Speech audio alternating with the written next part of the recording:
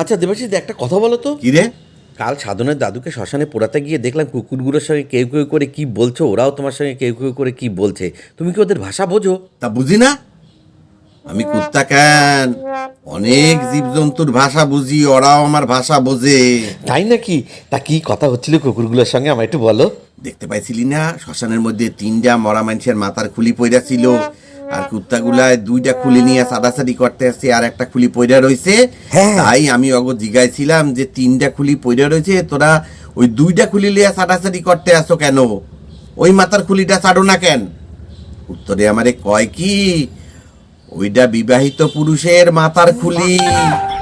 ওর বউ ওই খুলি ওর মাথার সাইডটা সব শেষ কইরা রাখছে, ওই খুলিতে আর কিচ্ছু নাই চাটনের মতো। এই আমার পিছাটা কই অত সেটার কপালে 2টা হাপ্পুর উপর করে দি, তাইলে আমার শান্তি হইবে। তুমি এর মধ্যে ঢুকতে আসো কিসের লাগিয়া?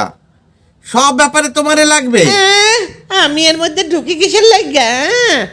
যখন তখন কুস্তায় না বউরা স্বামীকে খুলি খুলি দেখায়। কিসের লাগা? রাম রাবণের যুদ্ধ শুরু হয়েছে। হ্যাঁ, অরে পাঠিয়ে দাস আরো রাম রাবণের যুদ্ধ লাগবে। রাম রাবণের যুদ্ধ সবসময় তোর কপালে না পিছা না মারলে তুই ঠিক থাকবি না। শয়তান কোথাকার, বউরা স্বামীকে খুলি ছাড়ে।